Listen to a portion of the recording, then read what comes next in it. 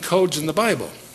And there absolutely are. There's so much nonsense and so much contrived foolishness around that many people get disenchanted with the idea of hidden messages in the Scripture, but they are there, and I want to show you a few. Proverbs 25:2 tells you that. It's the glory of God to conceal a thing, but it's the honor or duty of kings to search out the matter. Way back in the 16th century, Rabbi Cordovero pointed out that the secrets of the Torah are revealed in the skipping of letters. So this idea of Bible codes is not a new idea. It's a rediscovery of things that were known centuries ago. There are dozens of different kinds of encryptions in the Scripture. And I'm not going to go through all those here, relax. But there's one particular kind that is called an equidistant letter sequence. And it's the one that's being very much abused by promoters and things, but nevertheless there are some that are real. The equidistant letter sequence. Here's this is a contrived example to give you an idea what they are. On the screen there's a sentence. Rips explained that each code is a case of adding every fourth letter to form a word. That's just an arbitrary sentence I put on the screen. But it turns out that if you take every fourth letter of that's an equidistant letter sequence of the spacing of 3 between each letter, you then discover that every fourth letter forms another message. In this case, it says, read the code.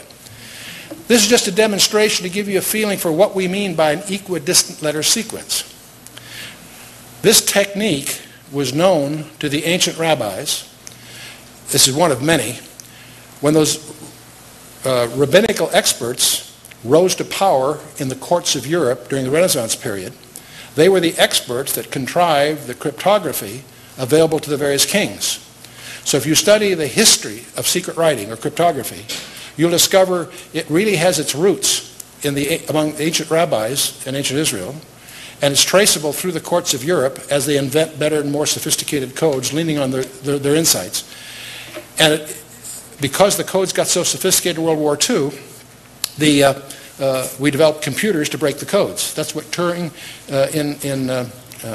John von Neumann in the United States and Alan Turing in Britain were the two experts that really gave us the modern computer. But its original mission was to break the Nazi codes, which it did.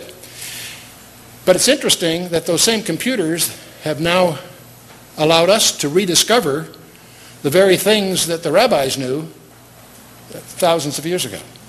And so it's a very fascinating study. But let me just give you one example to give you a flavor of this. This is Genesis chapter 1 in Hebrew. Now, I want to remind you that Hebrew goes from right to left. Also, the word Torah in Hebrew is spelled with 4 letters. A ta, which is roughly equivalent to our T, an O, a resh, a he, 4 letters. If you go to the first tau in the book of Genesis, and that's the last letter of the Hebrew alphabet, it happens, and you count 49 letters, you come to a vav. You count 49 more letters, and you come to a resh, which is sort of like our R. And you count 49 more letters, you come to a he. So that is those 4 letters spelled Torah. Now I need to remind you that all languages flow towards Jerusalem. Did you know that? All nations east of Jerusalem go from right to left. All nations west of Jerusalem go from left to right. All languages flow towards Jerusalem. I don't know what you're going to do with that piece of information, but I think it's interesting. Now, you can follow this without knowing Hebrew, obviously, but you say, now why 49 was the square of 7? Okay, that's fine. That's not too surprising, but just a coincidence, of course. Or is it? Now, you could argue, well, that's just an accident of the frequency of letters and so forth. It's kind of rare, but interesting. Except what happens is when you go to the book of Exodus, you go to the first tau, count 49 letters, you get a vav. 49 letters, you get a resh. 49 letters, and you get a he. Same thing happens. What's the probability of that? Whatever the first probability is, it's that squared. Okay? So it's very unlikely. Genesis, Exodus, you go to Leviticus, and it doesn't happen. And when it doesn't, you almost feel a sigh of relief. Huh?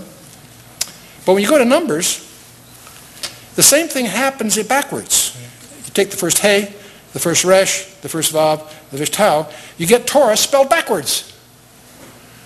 Now that's weird. If nothing else, I don't know how they found this out. They must have had time on their hands, you know. They didn't have computers. You know, this was... You go to Deuteronomy, you have essentially the same equivalent thing happens. And now you're puzzled because you've got it forward, forward, backward, backward. You can't resist going back to Leviticus and looking at Leviticus more closely. We have 49 and 7 squared letter sequences. Torah, Torah, forward in Genesis, Exodus, backwards in Numbers and Deuteronomy.